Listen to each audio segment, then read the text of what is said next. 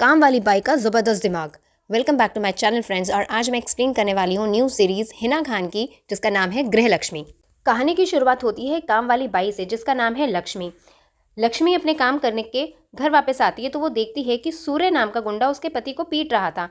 Actually Lakshmi और उसके पति ने सूर्य से 15 लाख का कर्जा लिया था ताकि वो अपने लिए घर ले सकें, लेकिन वो बिल्डर उनके पैसे लेकर भाग गया और ना ही उन्हें घर मिला, जिसकी वजह से वो अपना पैसा चुका नहीं पा रहे थे और इसी वजह से सूर्य लक्ष्मी के पति को पीट रहा था। अब लक्ष्मी उसे रोकती है और कहती है कि वो उसके पैसे जल्दी ही लौटा देगी, जिस पर सूर्य लक्ष्मी को ऑफर देता है कि 15 लाख के बदले अगर लक्ष्मी 15 बार उसके साथ सोएगी तो वो उसका लोन माफ़ कर देगा। जो सुनने के बाद लक्ष्मी के हस्बैंड को काफ़ी गुस्सा आ जाता है, लेकिन वो कुछ कर नहीं पाता। तो वहीं लक्ष्मी सूर्य से कहती है कि वो 7 दिनों में उसके पैसे चुका देगी, जिसके बाद सूर्य वहाँ से चला जाता है। जिसके बाद लक्ष्मी अपने पति के साथ इंटीमेट होती है और उससे कहती है कि उन्हें एक बच्चा करना चाहिए। जो सुनने के बाद उसका पति इसके लिए मना करता है, क्योंकि पहले से ही उनके ऊपर इतना बड़ा कर्जा था और अभी वो बच्चे की जिम्मेदारी लेने के लिए तैयार नहीं था। लेकिन लक्ष्मी कहती है कि उनकी शादी को 7 साल हो गए हैं, इन 7 सालों में उसे किसी चीज़ का सुख नहीं मिला, तो कम से कम वो माँ बनकर तो खुश रहेगी। लेकिन उसका पति इसके लिए मना कर देता है, लेकिन लक्ष्मी उससे समझाना चाहती है कि जल्दी उनके हालात ठीक हो जाएंगे।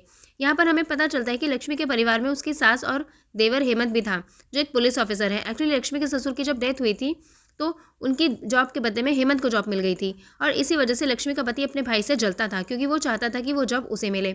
लेकिन उसकी माँ ने अपने पति की जॉब हेमंत को दे दी, क्योंकि हेमंत ज़्यादा पढ़ा लिखा था और इसी वजह से लक्ष्मी के पति को हेमंत से काफ़ी जलन होती थी।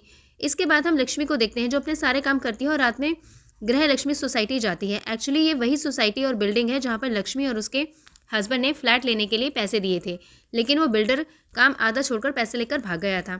अब लक्ष्मी वहाँ पर जाकर पूजा करने लगती है और भगवान से कहती है कि वही कुछ सोल्यूशन निकालें। तभी लक्ष्मी देखती है कि नीचे 2 आदमी खड़े थे। वो अपनी कार से 2 बोरियां निकालते हैं और उसे एक स्टोर में रख देते हैं। जिसके बाद जब वो जा रहे थे तो अचानक से उनके स्टोर की चाबी गिर जाती है। अब उनके जाने के बाद लक्ष्मी वहाँ पर आती है और वो चाबी लेकर उस शॉप को ओपन करती है तो देखती है कि उसके अंदर काफ़ी सारी बोरियां थीं। अब वो दोनों जिस तरह से इस माल को छुपा रहे थे, उसे लक्ष्मी समझ गई थी कि इसमें कुछ एक्सपेंसिव होगा, इसलिए लक्ष्मी उन दोनों बोरियों को उठाती है और अपने फ्लैट के यहाँ पर छुपा देती है। जिसके बाद लक्ष्मी जब उस चीज़ को चेक करती है तो उसमें कुछ मेथी जैसा था, लेकिन लक्ष्मी को समझ नहीं आ रहा था कि आखिर ये है क्या। इसलिए लक्ष्मी थोड़ा सा लेती है और अपने घर जाकर अलग अलग एक्सपेरिमेंट करने लगती है, क्योंकि वो पता करना चाहती थी आखिर वो है क्या चीज़, लेकिन उसे कुछ भी पता नहीं चलता। जिसके बाद जब लक्ष्मी कहीं जा रही थी तब उसकी मुलाकात माचिस से होती है। लक्ष्मी माचिस के घर पर काम किया करती थी। माचिस के पास से लक्ष्मी को वही बदबू आती है जो उस माल से आ रही थी, इसीलिए लक्ष्मी माचिस से पूछती है कि आखिर ये है क्या। तो माचिस बताता है कि ये गांजा है, जो सुनने के बाद लक्ष्मी को भी शॉक लग गया था। अब माचिस उसे सिखाता है कि वो लोग उसे कैसे बनाते हैं। जिसके बाद लक्ष्मी उसे वैसे ही बनाकर लाती है और माचिस को देती है। माचिस जब उसे ट्राई करता है तो समझ आता है कि ये माल बहुत ही बढ़िया है, ये इंटरनेशनल लेवल का है, जो कि काफ़ी महंगा बिकता है। अब लक्ष्मी के पास ये लगभग 50 किलो था, जिसके लिए उसको करोड़ों रुपए मिल सकते थे। जो सुनने के बाद लक्ष्मी बहुत खुश हो जाती है और डिसाइड करती है कि वो लोग जल्दी से इस माल को बेचेंगे। जिस पर माचिस कहता है कि वो लोग एक अजिंक्य नाम के बंदे के पास जाएंगे। एक्चुअली अजिंक्य कॉल सेंटर में काम करता था और रात को इस तरह के से ड्रग्स बेचा करता था। अब वो दोनों अजिंक्य के पास जाते हैं और अजिंक्य को बताते हैं कि वो इतना माल बेचना चाहते हैं। जो सुनने पर अजिंक्य कहता है कि वो इतना माल नहीं खरीद सकता, पर फ्रेडी नाम का एक बंदा है जो ये माल खरीद सकता है। जो सुनने के बाद लक्ष्मी फ्रेडी के पास जाने के लिए मान जाती है, लेकिन अजिंक्य उन्हें बताता है कि फ्रेडी काफ़ी खतरनाक है। तो वही लक्ष्मी जब अपना नाम रानी रखती है ताकि किसी को भी उसका रियल नाम पता ना चल सके। जिसके बाद लक्ष्मी और माचिस फ्रेडी के पास जाते हैं और उसे अपना माल दिखाने लगते हैं, लेकिन फ्रेडी लक्ष्मी से कहता है कि वो उसकी जैसी काम वाली बाई के साथ बिजनेस नहीं करना चाहता। जो सुनने के बाद लक्ष्मी उससे रिक्वेस्ट करने लगती है कि आखिर एक बार उनका माल देख तो ले, लेकिन फ्रेडी उनका माल नहीं देखता और उन्हें वहाँ से भेज देता है। जिसके बाद लक्ष्मी माचिस से कहती है कि अब वो लोग खुद ही अपना माल बेचेंगे। जिसमें माचिस कहता है कि वो ऐसे माल नहीं बेच सकते, उन्हें एक प्रॉपर प्रोसीजर की ज़रूरत है और साथ ही उन्हें अपने माल में का कुछ नाम भी रखना होगा। जिसके बाद वो लोग अपने प्रोडक्ट का नाम रखते हैं रानी छाप पर्पल और वो उसे बेचने लगते हैं। अजिंक्य के भी उनकी मदद कर रहा था और वो लोग काफ़ी सारे पैसे कमा रहे थे। जिसके बाद हम टोकस नाम के आईपीएस ऑफिसर को देखते हैं, जिसकी ट्रांसफ़र उसके सीनियर बेतालगढ़ कर देते हैं, क्योंकि यहाँ पर ड्रग्स के काफ़ी केसेस सामने आ रहे थे और वो जानते थे कि टोकस ही उसे रोक सकता था।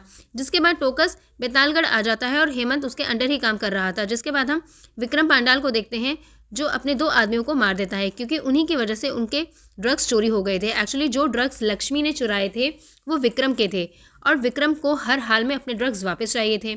यहाँ पर हमें पता चलता है कि विक्रम वहाँ का सबसे बड़ा ड्रग डीलर है और उसके साथ ही सूर्य काम करता है, जो कि काफ़ी ज़्यादा ठरकी था और लक्ष्मी को सूर्य का ही कर्जा चुकाना था। जिसके बाद हम अजिंक्य को देखते हैं जो एक लड़की को वो ड्रग्स बेचता है। वो लड़की सूर्य के पास जाती है और सूर्य जब उस ड्रग्स को ट्राई करता है तो वो समझ जाता है कि वही ड्रग्स हैं जो चोरी हो गए थे। इसलिए वो उस लड़की से अजिंक्य के बारे में पूछता है, जिसके बाद वो लोग अजिंक्य को पकड़ लेते हैं। तो वहीं फ्रेडी भी उनके साथ ही था और उसे पता चल जाता है कि अजिंक्य को ड्रग्स बेचने वाली रानी थी।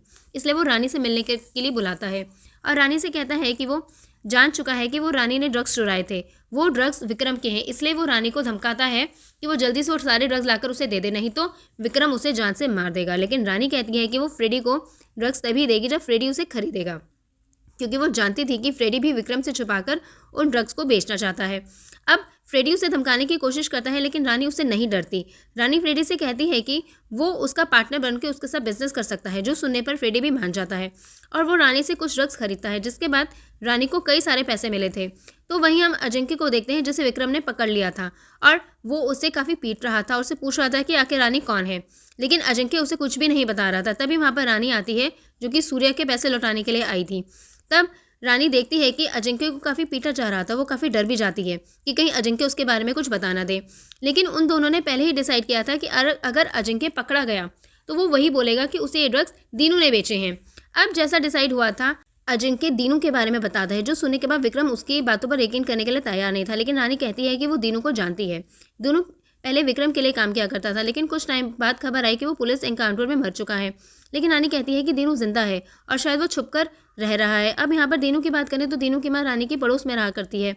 वो देख नहीं सकती और उन्हें पूरा यकीन था कि उसका बेटा जिंदा है और इसलिए रानी ने दीनू का नाम लिया था, क्योंकि दीनू कई सालों से लापता था। अब सूर्य वहाँ पर रानी के साथ आता है और दीनू के घर में उसकी तलाशी ले लेता है, लेकिन वहाँ पर दीनू नहीं था। तो वहीं विक्रम ने अब अजिंक्य को छोड़ दिया था और वो दीनू के पीछे बढ़ गया था। जिसके बाद रानी फ्रेडी को कॉल करती है और उसे कहती है कि वो अपना माल जल्दी से बेचना चाहती है, क्योंकि अगर विक्रम और सूर्य को पता चल गया कि उनका माल रानी ने चुराया था तो पता नहीं वो उसके घर वालों के साथ क्या करेंगे, और रानी अपने घर वालों को खतरे में नहीं डालना चाहती थी। जिसके बाद फ्रेडी रानी से कहता है कि कल वो अपने माल के साथ तैयार रहे।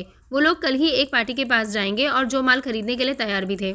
ये सुनने के बाद रानी भी खुश हो जाती है और साला माल रेडी कर लेती है। लेकिन जैसे दूसरे दिन फ्रेडी वो डील करने के लिए जाने वाला था, तभी वहाँ पर टोकस और उसकी टीम रेड मारती है और फ्रेडी और उसके ड्रग्स को पकड़ लेते हैं। अब फ्रेडी को पकड़ लिया था, लेकिन विक्रम और सूर्य जाकर टोकस को धमकाते हैं और उसे रिश्वत देने की कोशिश करते हैं, लेकिन टोकस उनकी किसी भी झांसे में आने वाला नहीं था। जिसके बाद वो लोग लॉयर को बुलाते हैं और फ्रेडी को छुड़वाते हैं। अब फ्रेडी के साथ सूर्य भी जाने लगता है और फ्रेडी समझ नहीं पा रहा था कि आखिर वो रानी के पास कैसे जाए।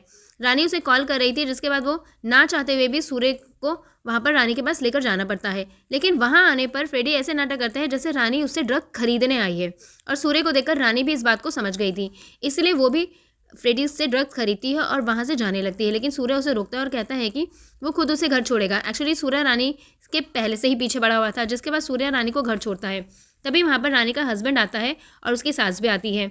दरअसल रानी के हस्बैंड को किसी ने बता दिया था कि रानी सूर्या के पास गई थी और उसने उसके पैसे लौटा दिए, लेकिन उस आदमी ने ऐसा कहा था कि शायद रानी सूर्या के साथ सोई होगी। तभी सूर्या शांत है और इसी वजह से रानी का पति उसके ऊपर भड़क गया था। लेकिन रानी अपने पति को समझाती है कि उसने नया काम शुरू किया है और वो उसी के पैसे सूर्य को देने के लिए गई थी, जिस पर उसके पति का कहना था कि अगर उसे पैसे मिल गए थे तो उसे पैसे घर लेकर आने चाहिए थे। लेकिन रानी कहती है कि वो जल्दी से सूर्य का कर्जा चुकाना चाहती है, क्योंकि वो किसी भी हालत में उसके साथ नहीं सोएगी। जिसके बाद इसी बात पर उन दोनों में झगड़ा हो जाता है, क्योंकि मिलन अक्सर अपने भाई से नाराज़ था। लेकिन रानी कहती है कि हेमंत पहले से ही उनके लिए बहुत कुछ कर रहा है और मिलन को अपने भाई से जलना बंद कर देना चाहिए, क्योंकि अगर वो जॉब मिलन को मिल भी जाती तो वो चपरासी बनता, क्योंकि मिलन 10वीं पास भी नहीं था। अब ये सुनने के बाद मिलन को गुस्सा आता है और वो रानी को थप्पड़ मारता है। लेकिन अगले दिन मिलन को एहसास हो गया था कि रानी जो कुछ भी बोल रही थी वो सही कह रही थी, इसलिए वो अब हेमंत से जलना बंद कर देता है। जिसके बाद रानी को फ्रेडी का कॉल आता है और वो रानी से कहता है कि आज वो डील करने के लिए उसके पास नहीं आ पाएगा, इसलिए रानी को अकेले ही जाना था। एक्चुअली टोकस की नज़र फ्रेडी के ऊपर थी, इसलिए वो रिस्क नहीं ले सकता था। जिसके बाद वो रानी को एड्रेस भेजता है और रानी वहाँ पर चली जाती है। तो वहीं पर हम मिलन को देखते हैं, जो हेमंत को बताता है कि उसे लगता है कि रानी किसी प्रॉब्लम में है, वो पैसे कमाने के लिए कुछ गलत काम कर रही है। जो सुनने पर हेमंत उसे समझाता है कि भाभी ऐसा कुछ भी नहीं करेगी। तो वहीं दूसरी तरफ हम रानी को देखते हैं, जो पोद्दार के घर में चली जाती है, जहाँ पर पोद्दार रानी से को ड्रग्स खरीदता है और उसे बहुत सारे पैसे देता है। पोद्दार रानी को बताता है कि वो ये स्मॉल बिजनेस करती है, लेकिन पोद्दार ऊपर बॉलीवुड सेलिब्रिटीज़ को ये ड्रग्स बेचता है और उनसे बहुत सारे पैसे उसे मिल जाते हैं। जो सुनने के बाद रानी काफ़ी खुश थी। क्योंकि अब उसे भी इतने सारे पैसे चाहिए थे। जिसके बाद रानी पैसे लेकर बाहर आती है तो वो बहुत ज़्यादा खुश थी। वो मार्चिस से कहती है कि अभी उन्हें इतने पैसे मिल गए हैं, लेकिन वो और भी बिज़नेस करेंगे और इस तरह से बहुत सारे पैसे कमाएंगे। लेकिन अब रानी के पास जो माल था वो ख़त्म हो चुका था, इसलिए मार्चिस उसे कहता है कि आखिर वो बिज़नेस करेंगे कैसे, क्योंकि उनके पास जो माल था वो तो अब ख़त्म हो चुका है। जिस पर रानी कहती है कि वो जानती है कि विक्रम अपना माल कहाँ पर छुपाता है, इसीलिए रानी उस गोडाउन के पास जाती है और वहाँ का लॉक तोड़कर सामान चुराने की कोशिश करती है। लेकिन तभी वहाँ पर विक्रम के लोग आते हैं और रानी के पीछे बढ़ जाते हैं। अब रानी किसी तरह से उसे पीटकर वहाँ से बचकर निकलती है कि तभी वो हेमंत से टकराती है और उसे लगता है कि वो माचिस है और वो उसे पूछती है कि पैसे ठीक है या नहीं, जो सुनने पर हेमंत समझ गया था कि कुछ गड़बड़ है। जिसके बाद रानी हेमंत को सब कुछ बता देती है, जो सुनने के बाद हेमंत काफ़ी शॉक्ड था। उसने ऐसा सोचा भी नहीं था कि उसकी भाभी ड्रग्स बेचेगी। जिस पर रानी कहती है कि उसके पास कोई दूसरा ऑप्शन नहीं था, वो एक काम वाली बाई है और उसके पास इतने पैसे नहीं हैं कि वो सूर्य के जल्दी से पैसे चुका सके। तो या तो उसको सूर्य के साथ सोना पड़ता, तो फिर उसे ये काम करना पड़ता। और रानी ने ये काम चूज़ किया और वो आगे भी करेगी, क्योंकि रानी माँ बनना चाहती है और चाहती है कि वो अपने बच्चे की हर ख्वाहिश पूरी करे, इसलिए वो ये काम करेगी और रोकेगी नहीं। जो सुनने पर हेमंत कहता है कि वो एक ईमानदार पुलिस ऑफिसर है, इसलिए वो रानी को पकड़ने की पूरी कोशिश करेगा। जिसके बाद हेमंत कहता है कि ये पैसे अब उसके पास ही रहेंगे। ये बोलकर हेमंत वो पैसे लेकर चला जाता है। तो वहीं रानी को पूरा यकीन था कि हेमंत उसकी बात समझ जाएगा। अब दूसरे दिन हेमंत एक बार में जाता है जहाँ पर मिलन शराब पी रहा था। मिलन काफ़ी ज़्यादा अपसेट था, क्योंकि वो कितना भी ट्राई करे वो पैसे नहीं कमा पा रहा था। तभी वहाँ पर सूर्य आता है और देखता है कि एक टेबल पर किसी ने उल्टी की थी और वो मिलन से कहता है कि उसे वो साफ़ करे। जिसके बाद मिलन उसे साफ़ करने लगता है, क्योंकि उसके पास कोई ऑप्शन नहीं था। जो देखने पर हेमंत को काफ़ी ज़्यादा गुस्सा आता है। वो फटाफट घर भागता है और उस बैग में से कुछ लाख रुपए निकालता है और जाकर सूर्य को दे देता है। जैसे अब सूर्य का कर्जा पूरा हो चुका था। जिसके बाद हेमंत रानी से कहता है कि उसके पापा ने उम्र भर ईमानदारी से जॉब की, लेकिन उनके पास कुछ भी नहीं आया। साथ ही हेमंत भी ईमानदारी से जॉब कर रहा था, लेकिन उसे रिस्पेक्ट नहीं मिली, क्योंकि रिस्पेक्ट तभी मिलती है जब आपके पास पैसा हो। इसलिए हेमंत फैसला करता है कि अब वो रानी के साथ काम करेगा। लेकिन रानी कहती है कि इसमें काफ़ी ज़्यादा रिस्क है, पर हेमंत ये काम करने के लिए तैयार था। जिसके बाद रानी कहती है कि उन्हें अब माल का बंदोबस्त करना होगा, क्योंकि उनके पास जो माल था वो ख़त्म हो चुका है और नया माल बेचने के बाद ही उन्हें पहले माल लाना होगा।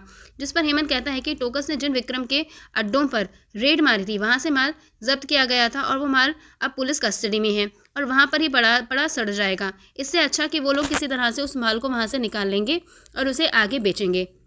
लेकिन रूम पर जाने की चाबी मिलन के पास थी, क्योंकि मिलन ही वहाँ पर साफ़ सफाई किया करता था। जिस पर रानी कहती है कि वो मिलन से चाबी निकाल लेगी। अब अगले दिन रानी मिलन के पास जाती है, उसके साथ रोमांस करने लगती है और तभी वो बातों बातों में मिलन से वो चाबी निकाल लेती है और उसके निशान साबुन पर ले लेती है और इस तरह से रानी के पास वो चाबी आ गई थी। अब रानी को वो चाबी हेमंत को देनी थी।